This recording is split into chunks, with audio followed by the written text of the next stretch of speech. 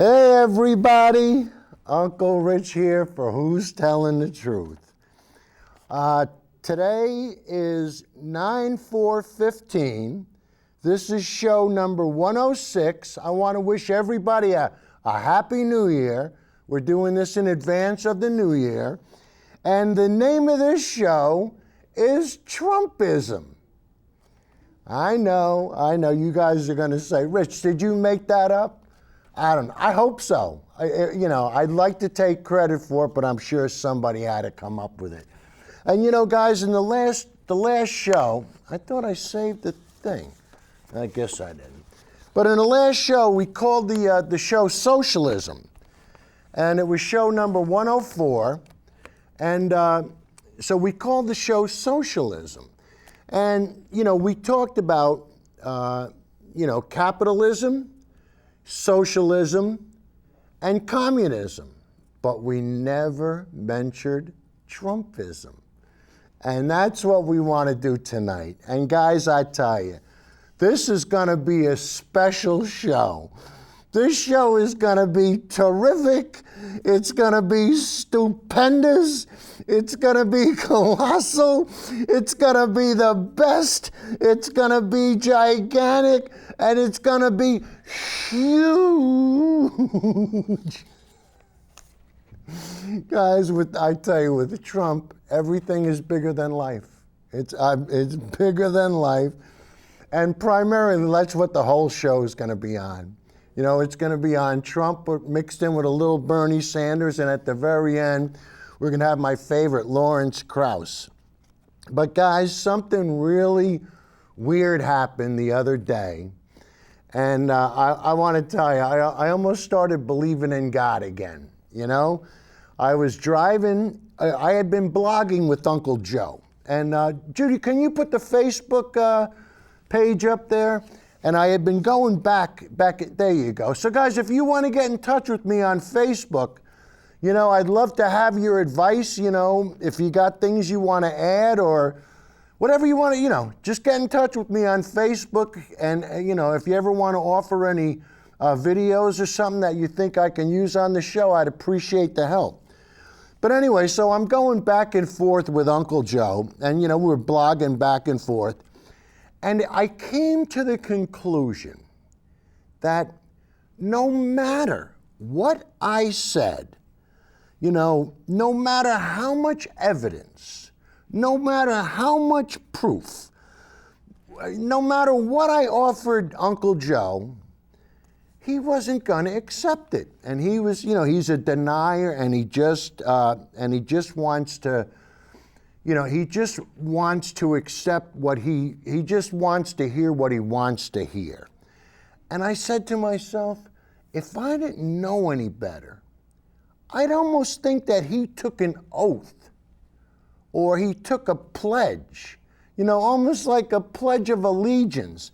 I'm saying because, after a while, especially when it comes to global warming, even if you're a third grade simpel-folk, you're going to be able to say, hey, wait a minute, NASA and NOAA and the National Academy of Sciences all agree that global warming, it gets to the point where you have to, you really have to be one of the simple folk to continue to ignore this. And I said to myself, it's almost like he took an oath or an allegiance. And guys, I went to the dog park and I met a new friend at the dog park and I told him about this. And we were talking, and I don't know what it is about dogs, but most of the people I meet are liberals and they're just nice people. But I told him about the pledge and everything. And guys, I go home and I want to tell you, I'm looking forward to hearing what Trump has to say. Every time Trump talks, it's like the circus is coming into town. You get all excited and you can't wait to hear what he says. So anyway, so here I am, and I'm saying to myself that I really feel that Uncle Joey has more or less made his own Pledge of Allegiance. And then I get home and I watch Trump's interview or where he signs the pledge, and this is what happened. So, Judy, let's have OO, please. And for that reason, I have signed the pledge. Yeah.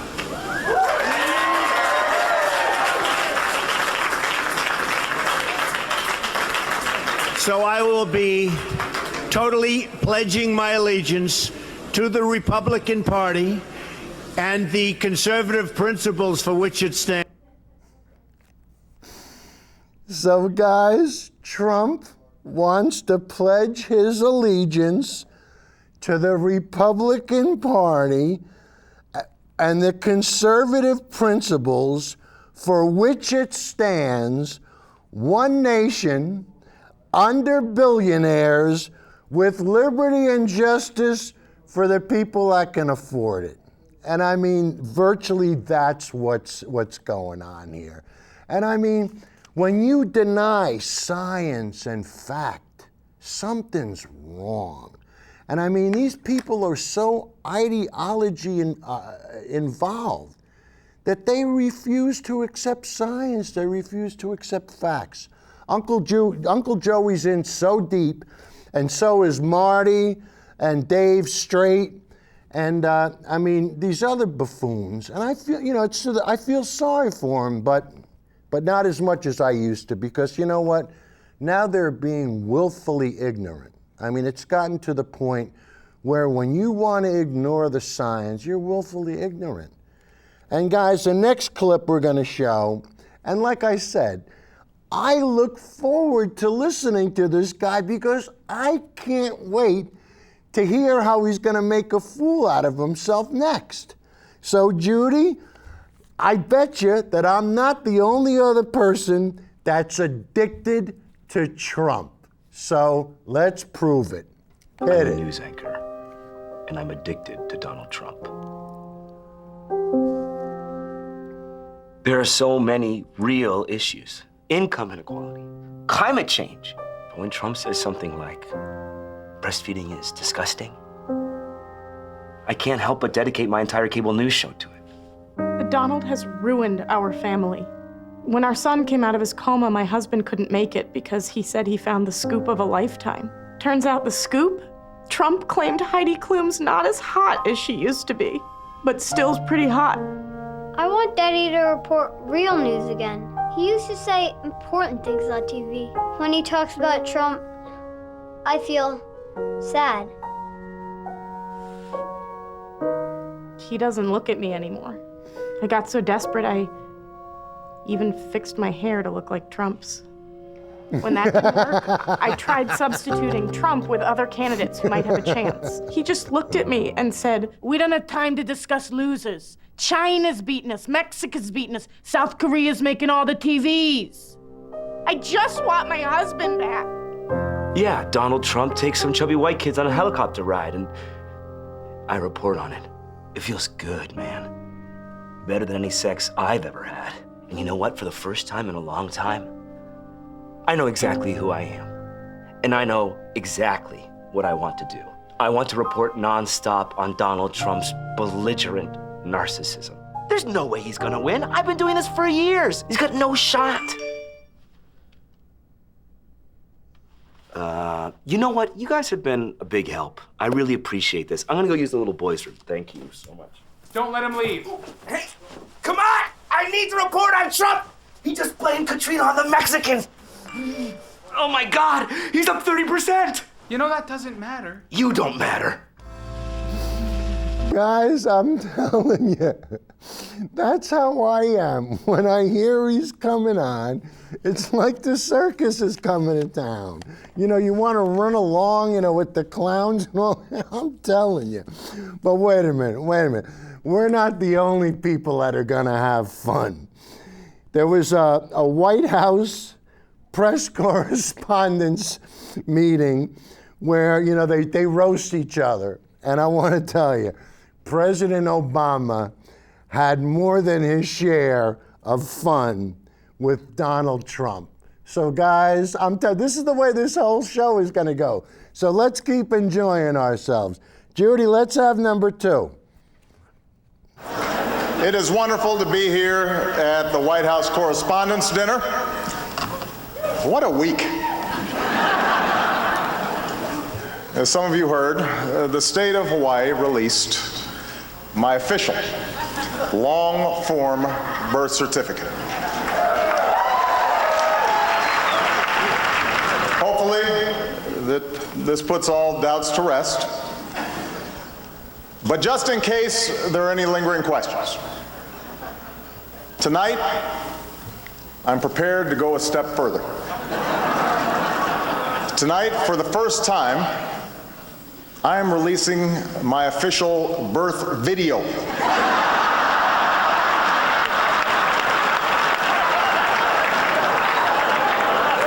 Now, I warn you, no one has seen this footage in 50 years. Not even me. But let's take a look.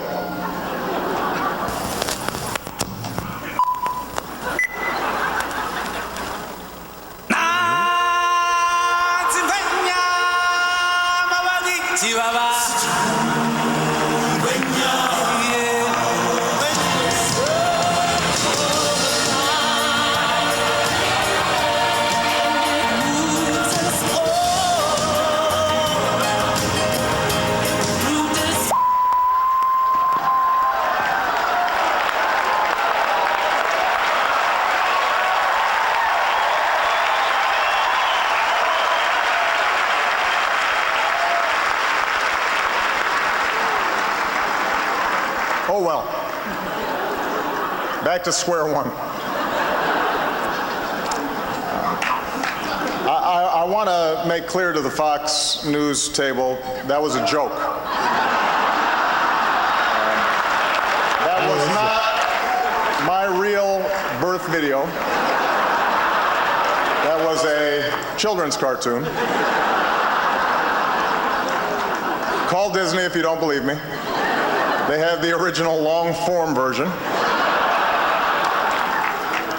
Michelle Bachmann is here, though, I understand, and she is thinking about running for president, which is weird because I hear she was born in Canada.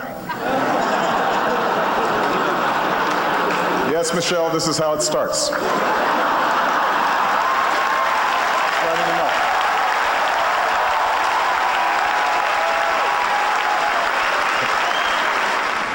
There's a vicious rumor floating around that I think could really hurt Mitt Romney. I heard he passed universal health care when he was governor of Massachusetts. Someone should get to the bottom of that. And I know just the guy to do it. Donald Trump is here tonight.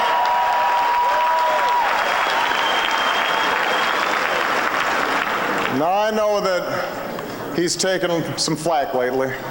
But no one is happier, no one is prouder to put this birth certificate matter to rest than the Donald. And that's because he can finally get back to focusing on the issues that matter. Like, did we fake the moon landing? What really happened in Roswell? And where are Biggie and Tupac?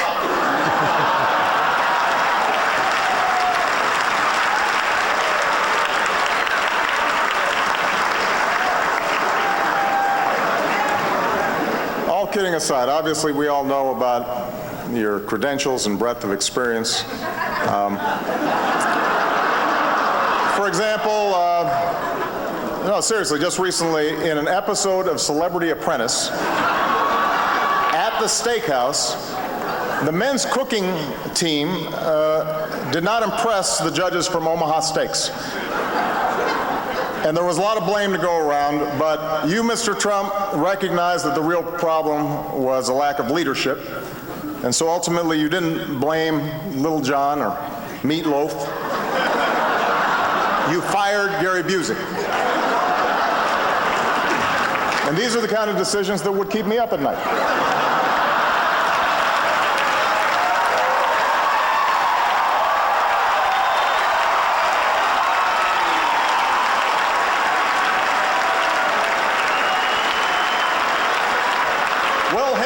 sir. Well handled. Say what you will about Mr. Trump. He certainly would bring some change to the White House. Let's see what we've got up there.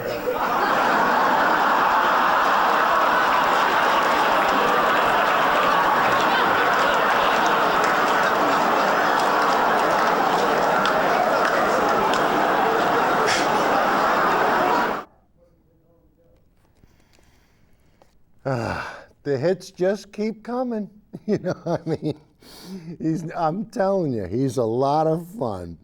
And we're just gonna keep piling it on. And the next clip is one with David Letterman, where I mean, he really gives Trump the old bada bing. But what we're gonna do is we're gonna play the very beginning of the clip because it's a little difficult to hear. So Judy, if you can hit us with number 3. I have nothing against China. I just hate that their leaders are so much smarter than our leaders. 2016, we will not be the world leader anymore. We have been always. What will but happen in 2016, China becomes the great economic leader. Okay, I'm pretty sure that was a parent. Let Judy one more time, all right? Same clip. I have nothing against China. I just hate that their leaders are so much smarter than our leaders. 2016, we will not be the world leader anymore. We have been always. What will but happen in 2016, China becomes the great economic leader. All right, so I guess it's obvious to everybody, you know, he's got a little thing with China. And now we're going to play the full clip. And guys, watch how Dave Letterman gives him the old bada bing. Judy? I have nothing against China. I just hate that their leaders are so much smarter than our leaders. 2016, we will not be the world leader anymore. We have been always. What will but happen in 2016, China becomes the great economic leader. Even if Mitt Romney is elected, he says that maybe you can turn it around. Well, do you think he could turn it around? I think we can. Do you think Mitt Romney can turn it around? I think he can. As a line of clothing. Now, where were these made? These were made, I don't know where they were made, but they were made someplace. But they're great. It's ties, shirts, cufflinks, everything sold at Macy's, and they're doing great. #1 selling tie anywhere in the world. #1 selling tie anywhere in the world. You wouldn't wear that shirt? We also have them in white and beautiful white. Where are the shirts made? Bangladesh. Well, it's good. Okay. We employ people in Bangladesh. Ties? Where are the ties made? Have to work These are too. beautiful ties. They are great ties. The ties are made in where? China? Ties are made in China.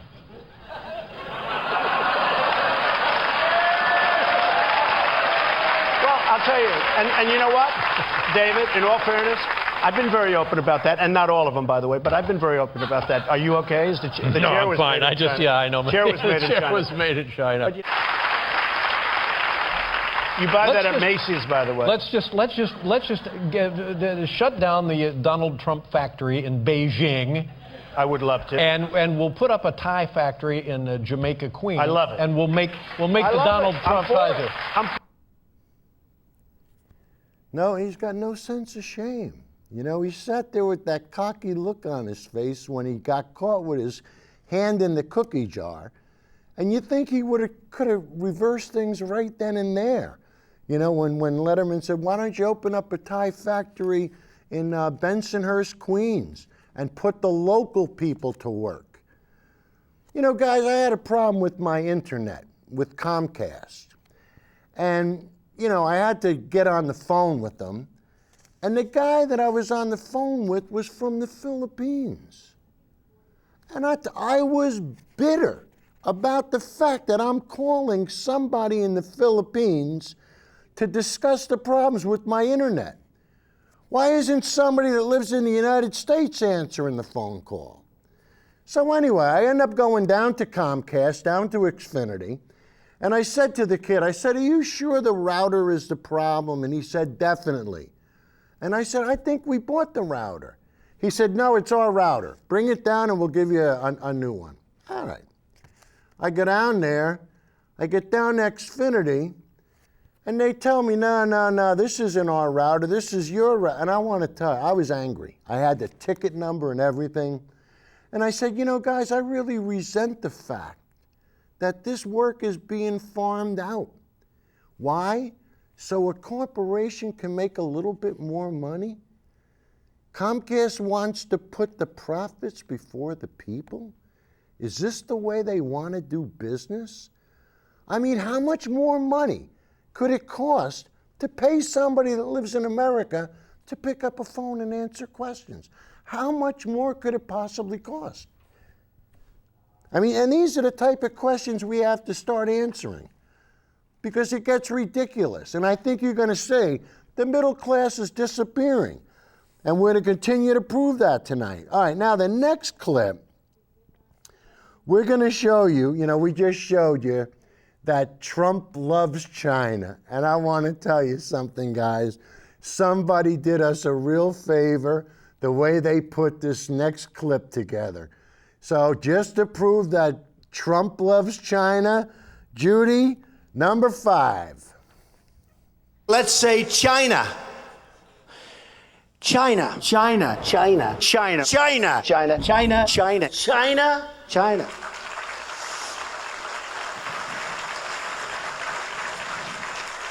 You go over to China. China. China. China. China. China. China. China. China. China. China. You take China. China. China. I love them. China. China. China. China. China. I have to have my China. China. China because China. China. China. China. China. China. China. China. China. China. China. China. China. China. China. China. China. China now. China. China. China. I know China very well. China, China, China, China, China, China. China. China. China. Northwest Wisconsin, where I'm from. It's China to me. China. China, China, China, China, China, China, China. You want to buy from China? That's great. Buy from China. Buy toys from China. China in particular. China. China. I have people that I know in China. China. China. China. China. China. China, China, China, China, China, China. I've been saying China, China, China, China, China, China, China, China, China, China, China, China, China, China, China.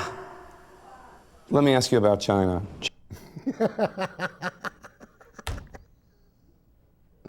Hey, whoever put that together, thank you. I mean, just thank you. So it's obvious that Trump loves China. But I always used to say when something was very confusing, I used to say, that's Greek to me. So from now on, I'm going to say, that's China to me. All right, guys. Now, I'm sure you're all wondering what Trump's campaign is going to be all about. I mean, because I'm sure you want to hear policies.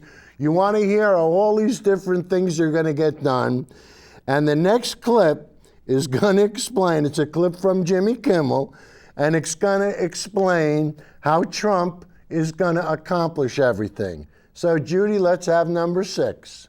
Strangest thing about the Trump campaign being on top for a full month now is that apart from his plan to build a wall to keep the Mexicans out, we know absolutely nothing about what he is planning to do as president. Ordinarily, people running for president tell us what they will do if they win, but Donald Trump has, as you'll see here, a much broader approach. Donald Trump, a man with a vision for America. Not a specific vision, a great vision, the best vision. Donald Trump has a plan for making this country great again. What plan? A great plan. A plan that will work because it is the best. Why? Because Donald Trump knows good people. Which people? The best people. People who aren't stupid like other people. People who know how to get deals done. What deals? Great deals. The biggest deals. Deal or no deal. Let's make a deal. We want deal. Make America great again. Donald Trump. I'm Donald Trump, and of course I approve this message because it's a great message, and I have lots of money to pay for it. That is it's not just a good ad, it's the best ad. Hi, I'm Jimmy Kimmel. Are you sad that the video is over? All right, subscribe to our Judy, YouTube channel. We will never be. He's the gift that keeps on giving, doesn't he? I mean, guys, this is just, come on. You have to admit, we're having fun, right? All right, now, guys, when I'm sitting home watching Fox News, and you know how religiously I watch Fox News, it's hard for me to imagine how guys like Stuart Varney and the other Foxtitudes that are on there can possibly conceive of the idea of raising taxes. Because the Republican Party is against what? Taxes. No government, no taxes. Every man for themselves. So guys, let's see how Fox News responds to Trump. Judy, number 7, please. I would let people that are making hundreds of millions of dollars a year pay some tax, because right now they're paying very little tax, and I think it's outrageous. I want to lower taxes for the middle class. I want to lower taxes for people that are making a lot of money that need incentives. You'd like to raise taxes on yourself That's in this right. instance. That's right. I'm okay with it. Okay. I'm, ready, willing. You see my statements. I mean, I do very well. I don't mind paying some tax. Well, Donald Trump says, yes, he is willing to tax the rich. But will this backfire on the Republican frontrunner? Moneyman Jonas Max Ferris says it should not. Are you talking politically now as opposed to economically? Politically, it's okay for a guy like Trump to say, tax myself, I'll pay more. That's okay? I think it's both, actually. Okay, first of all, one of the reasons that really rich people don't win presidencies is the public gets scared they're going to look out for their own kind, and he's got to deal with that head on, which I think he's doing. He's also, once again, taking advantage of the rest of his competitors are so scared to be in a soundbite that sounds raise taxes. They'll never say it. They're so concerned about saying it that he can say something that's very populist that might get a lot of middle-of-the-road people who don't like, say, Hillary Clinton. They're like, yeah, these guys are making hundreds of millions of dollars and they're paying a lower rate than me. It's the Buffett tax point he's bringing up. Right. He could run with that. They're all scared to talk about it, and he could get votes on that. Now, is he just directing his thoughts directly right at hedge fund managers because they don't pay a regular, ordinary income tax? They have this carried interest, so they pay a much lower tax rate. Is he just going after hedge funds? I would make the case that real estate developers get as many tax breaks as hedge fund managers. That's a separate story. He's actually addressing the issue that some people live off capital gains tax rates. Generally, people that are very wealthy, whether it's because they're tapping into the capital gains of a hedge fund as a share of that, that's what the carried interest is essentially, or they're venture capital managers, or they're just large investors, founders of Facebook, when they sell shares, do not pay ordinary income tax. They pay long-term capital gains rate. The only way to deal with that is either address the loophole specifically to say hedge fund managers, which is the favorite kind of whipping boy that he could do, or to just raise capital gains rates and lower top income rates, which would actually lower the income rate of someone making cash money, say $5 million a year, but someone who sells $5 million in stock would see a tax increase even higher than Obama, who already raised the cap gains rate. Of course, he's not being precise. We don't know exactly what he wants to do. He's more precise than other candidates. He's not. This is one of his more precise moments. He's usually a lot more precise. The other candidates talk vaguely about flat taxes and sales taxes, but those really wouldn't cover the whole tax income that this country lives off of without an additional income tax on the wealthy, which Trump at least is talking about. Now, as far as lowering taxes on the middle class, they're already so low, I don't know where that would come from. So that part is kind of just talk to get voters going. If he wants to replace it with a sales tax, which he's talked about, I believe, that theoretically works, but that is not a tax cut. It's very hard to cut taxes for somebody who's already paying very little taxes after deductions. It is interesting to see a Republican, the front-running Republicans, say, yeah, make the rich pay higher taxes. These guys making hundreds of millions of dollars, make them pay more money. We're not used to this. It sounds very Bernie. Hillary Clinton barely goes this far. Now, he's not talking about 80% tax rates like Bernie Sanders is on the rich. But people probably be like, yeah, if he says it's okay, it's not going to ruin the economy. He gets to ride on his successful businessman thing there. So, and again, it is a populist message. I think there's a lot of Republican voters who don't like to talk about it, but would rather hear that than other things. And they're going to swarm from all these other candidates who won't talk about raising taxes anywhere, even not on their voters. And he's going to suck up those votes like he's done with a lot of issues now. I think you're right. Jonas Max Ferris, thanks very much for joining us. Appreciate it. Guys, does everybody remember back to Happy Days, with Richie and the Fonz? And, what was the one word that the Fonz could never say? Come on, there was one word that no matter how he tried to make his mouth move, it never came out. And that word was what? Work, right? No, that word was wrong. I'm sorry. No, work was from Maynard G. Krebs, from Dobie Gillis from a million years ago.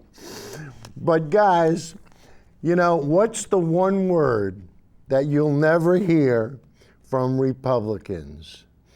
It's about tax. I mean, it's just something that they refuse to discuss. And when Donald Trump wants to bring this to the forefront, there's going to be problems. I mean, he's driving a wedge right down this party. And Uncle Joey, Uncle Joey thinks he's a billionaire and he thinks he's going to have to pay more tax. Joe, forget it. You're not going to have to pay any more tax.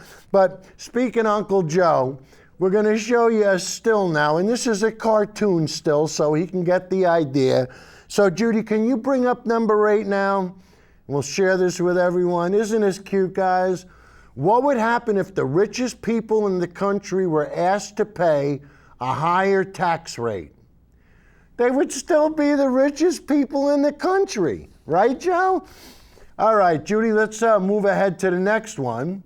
And yeah, if you think that busting unions and denying health insurance and paying people as little as possible and shoveling tax money to the rich is going to get your country back on tracks, you're not a patriot. You're an idiot. Can we have the next one, Judy? Isn't this fun? Guys, the guy with the T-shirt, and look at this, saying lower taxes and less government equals more freedom, and he thanks the tax-funded government employees who saved his home from burning down. Isn't that something? All right, I think we have one more, right, Judy? This is from John Fugel saying, hey, this guy's funny. The rich get richer, the poor get poorer, and billionaire Donald Trump reminds you to blame undocumented workers making less than minimum wage. Isn't that sad, guys? Is that it, Judy, or is there one more? That's it? There is one more. Okay, and guys, I'm just going to, because like I said, last week we did the show called Socialist. So I just want to, just to clear the air a little bit, a democratic socialist is not Marxist socialist or communist. A democratic socialist is still a capitalist, just one who seeks to restrain the self-destructive excesses of capitalism and channel government's use of our tax money into creating opportunities for everyone. Democratic socialists believe that both the economy and society should be run democratically to meet human needs, not simply to make products for the greedy few. All right, Judy, you want to come back to me? And I want to give you a little bit of a test, Judy. See if you can bring up still number 21. It's the very last one we have, and it's a still from Bernie Sanders that we used last week. And I know it's not in turn, but I know we have it in there. We don't have it. We don't have it? All right. But guys, one of the biggest responses that we had from last week's show was, this was a question about where billionaires pay into Social Security Trust Fund the same amount of money as somebody making $110,000 a year. In other words, the cap on Social Security is $110,000. That's it. Once you make over that, you pay no more into Social Security. So all those guys that are running around on the football field on Sunday, they've already maxed out with their first paycheck. Do you think they're going to mind paying a little bit more for Social Security? Of course not. I think they'd be happy to do it. And if we raised it to where we just taxed up to $250,000, Social Security will be solvent for the next 75 years. That's right. And you can get this on, come on Facebook, and you can read it on Facebook. But, guys, the next clip we're going to do is, again, on Trump raising taxes. So, Judy, let's have number 13, please. Nope. Video number 13. I would say that the hedge fund people make a lot of money and they pay very little tax. I'm about the middle class. I want the middle class to be thriving again. We're losing our middle class. So change the tax code? I would change it. I would simplify it. I would. But in this respect, you want to tax carried interest in the same way as ordinary income is taxed? I would take carried interest out, and I would let people that are making hundreds of millions of dollars a year pay some tax, because right now they're paying very little tax, and I think it's outrageous. I want to lower taxes for the middle class. I want to lower taxes for people that are making a lot of money that need incentives. So that would affect not just hedge fund people. That would also affect people in limited real estate partnerships, of which you were in a fair number. I'm okay. So you're proposing that you'd like to raise taxes on yourself in this instance. That's right. I'm okay with it. Okay. I'm, ready, willing. You see my statements. I mean, I do very well. I don't mind paying some tax. The middle class is getting clobbered in this country. The middle class built this country, not the hedge fund guys. But I know people in hedge funds, they pay almost nothing. And it's ridiculous, okay? Donald, I love you. You're going to drive a wedge so far, so deep into that party, then they're not going to know what to do. I mean, paying taxes? Are you serious? We don't pay taxes. The middle class pays taxes. And guys, we're going to show you how trickle-down economics has failed.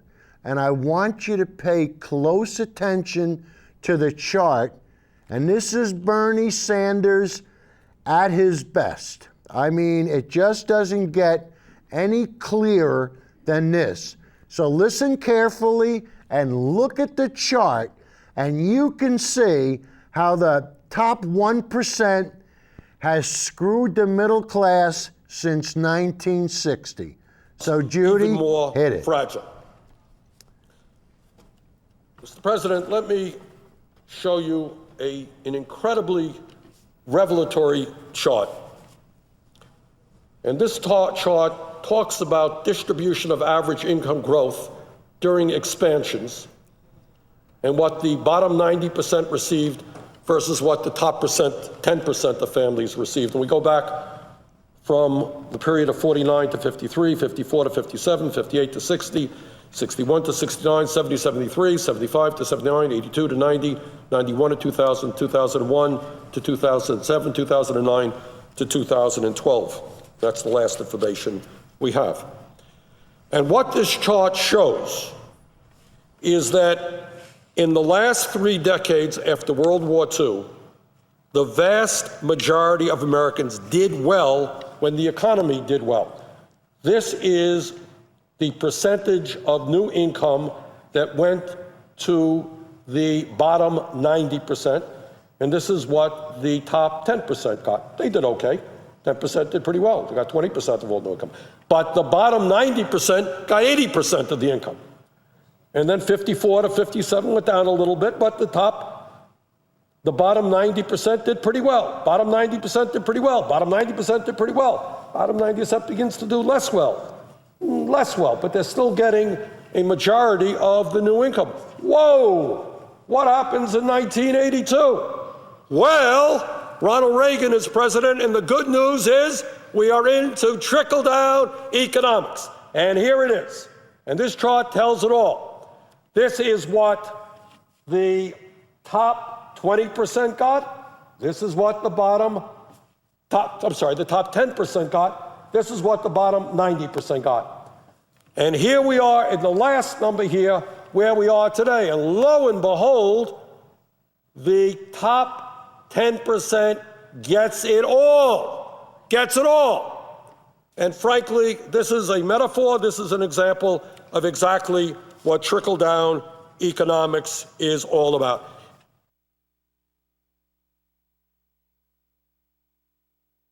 Guys, it's pretty clear, isn't it? I mean, you could see where the money was going. It was going to the middle class. And then we had St. Reagan come in, and he started to bamboozle everybody. And the numbers don't lie. The numbers don't lie. And no matter what your conservative friends tell you, just have them look at the chart. And I'm going to show you the next chart is going to be even more convincing. Judy, if you can bring up number 15 now. Guys, look at this. This is what happens when the union membership rates went down. Look at this. Look at the amount of people, the percentage of people in unions, and look at the amount of money that they're losing as the membership decline. Look how the pay declines, and that's why you always see. Judy, can you come back to me now? And that's why you always see on Fox. You know, they want to destroy the union. Why? Because if they can get rid of the union, they can make the rest of the people pay, you know, they'd have to work for scab wages. You have no representation. What are you going to do? Hey, we pay $6 an hour. You want the job or not? Instead, everybody, you know, getting together where you have, you know, you can meet with different people. I mean, and it's the Koch brothers. It's guys like that that just want to take everything from the middle class. And guys, you know, you could see how Bernie is going to bat for us. I mean, Bernie is putting the cards on the table. And how anybody in their right mind can disagree with him is beyond me. All right, now, guys, there's a war between Trump and, well, there's a war between Trump and everybody, but it's especially vicious between Trump and Jeb Bush. So what's happened is Bush has come out with a commercial to prove that Donald Trump is a liberal. So Judy, let's have number 16. I lived in New York City and Manhattan all my life, okay? So, you know, my views are a little bit different than if I lived in Iowa. Partial birth abortion. I'm very pro-choice. I am pro-choice in every respect and as far as it goes. As far as single payer, it works in Canada. It works incredibly well in Scotland. The fact is that 25% for high-income people, it should be raised substantially.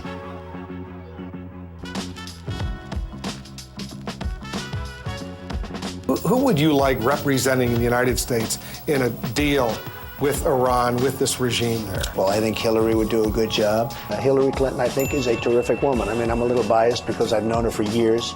Yeah, I know her very well. She's very talented. And I live in New York. She lives in New York. And I've known her and her husband for years, and I really like them both a lot. Do you identify more as a Democrat or a Republican? Well, you'd be shocked if I said that in many cases I probably identify more as a Democrat. Well, then why are you a Republican? I have no idea. I lived in New York City and Manhattan all my life, okay? So, you know, my views are a little bit different than if I lived in Iowa.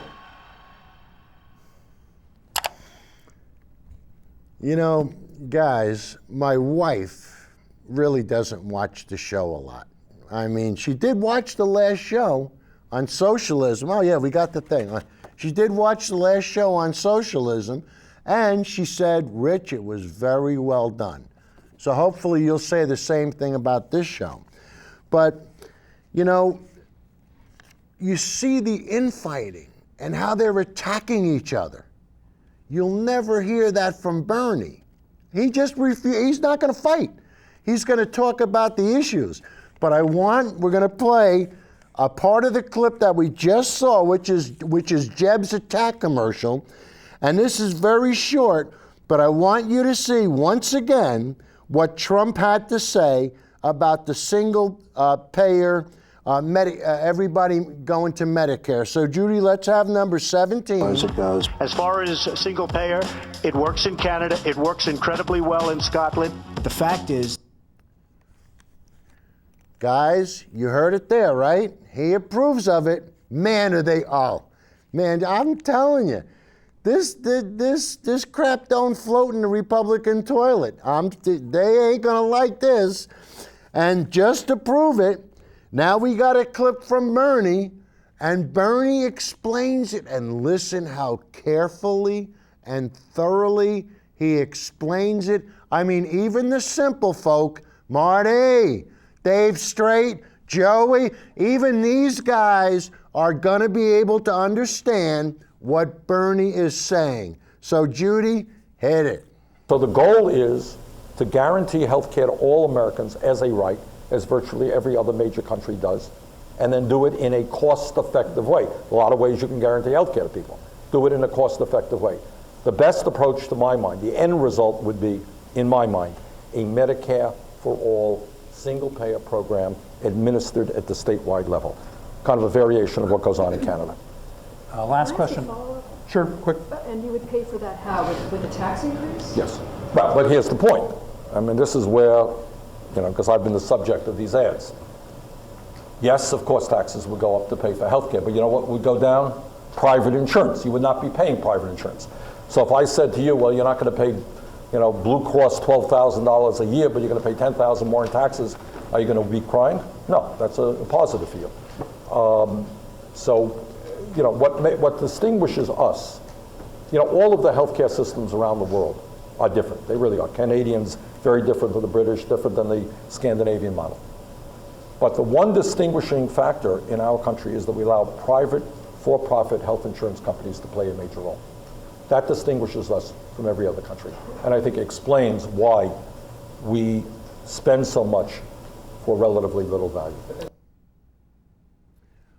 The greatest country in the world, and we can't give our people health insurance? I mean, come on. What's the problem? The problem is simple. It's greed and it's profits. You can't have profits in healthcare. It's that simple. Cannot be. It has to be nonprofit. You can't hope that somebody gets sicker so that you can sell them more drugs in hospital rooms and all. You can't hope for that. So anyway, the next clip we're going to do is with Hannity. And this is going to be with Hannity and Trump. And it's going to be on climate change and global warming. And guess what the Donald doesn't believe is happening? That's right. He used to own casinos on Atlantic City. I guess he forgot about Hurricane Sandy and the time Obama had to fly up and him and Christie embraced each other with that big bear hug. Governor Christie loves Obama. That almost got him kicked out of the Republican Party. How dare you touch a man of that color? I'm keeping it light here, guys, but you know where I'm coming from with this, don't you? All right, so anyway, the next clip, we're going to have Trump explain to Hannity why global warming is a hoax. Judy, hit it. Do you believe climate change is real? Is a science? Are you convinced? I'm not a believer in man-made. Look, this planet is so massive. And when I hear Obama saying that climate change is the #1 problem, it is just madness. And by the way, it started as global cooling. I mean, we went to global warming, global cooling. Now it's just climate change. Now they just call it extreme weather. The title of this event is indeed up there, Climate Change, Surviving the Future. And Judy, was that the whole clip? Huh? Okay, all right, so if that was the whole clip, yeah, it was only 27 seconds, okay. Judy accidentally skipped to the next clip, which is gonna be, so you could see, Trump doesn't believe that global warming is happening, so the Koch brothers are gonna love him again. I mean, he's gonna be their boy now. But guys, we're going to hear from one of my favorites, and this is from Lawrence Krauss, and he is going to give a little bit of a lecture on global warming.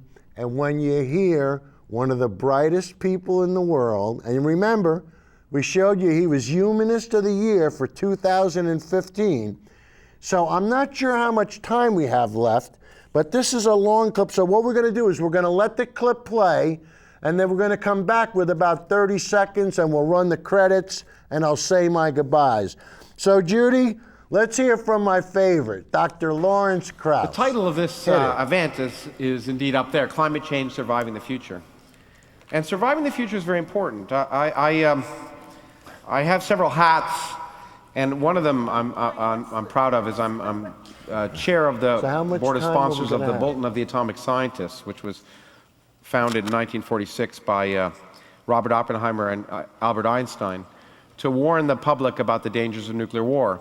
And a few years ago, we added, when we thought about doomsday, we added, which is a subject we do once a year, it's a very pleasant event I go to. We added the idea of climate change. And some people, we got a lot of flack about that because people said, well, it's not an urgent problem, it's the future, it's not. But in fact, none of that is true. Perhaps there's no more urgent and clear problem. It's not a problem we're foreseeing for the future. It's a problem of the present time, as you'll see tonight in a variety of ways. And it's a problem we have to deal with urgently. Now, you wouldn't know that from the presidential election we just went through, where it wasn't discussed at all. Instead, and in fact since then, what we've heard is a lot of discussions about fiscal cliffs, which we've created and then avoided. But in fact, there's a climate cliff, and it's a climate cliff we've already walked off. And the question is how soft our fall will be. And that's what we're going to talk about, because it's not a matter, climate change is not a matter of the future. It's a matter of the present. It's happening now. And the question is, what can we do as a nation and as a civilization to try and address the urgent problems that it presents? You wouldn't get that from the media. You get the illusion that climate change involves models, uncertain models of complicated systems and uncertain predictions about the future. But in fact, it's based on data today, as I'll introduce and our panelists will add to. The urgency of the problem is perhaps matched only by the difficulty of the solution. Two things, for example, today that came up that really hit me. And one is that if we stop producing carbon dioxide in the atmosphere today, the temperature rise that occurs because of it will last for the next 1,000 years. If we don't do anything to get rid of carbon dioxide, the carbon dioxide we've already created in the past. So even turning off all of human industrial activity today would produce a temperature change that will last 1,000 years. If we wanted to convert from fossil fuels to electricity, just generating enough electrical plants to try and take over the increased energy needs would require probably 100 years of construction. So it's not a problem that's going to be addressed simply, easily, or quickly. But I want to just present to try and overcome some of the myths in the media. I just wanted to present some of the data, because data doesn't lie. Politicians do. And the notion that the climate is changing due to carbon dioxide has been around for a while. And in fact, Charles Keeling, who used to be at the Scripps Institute, and began to measure, looking at measurements of carbon dioxide, and these measurements have been carried on to the present time. Realized that the carbon dioxide level, and carbon dioxide is a greenhouse gas, has been increasing at a rate consistent with human industrial activity, and it's been continuing to increase. And that is measured and clear. Now, the impacts of that are becoming more obvious every day.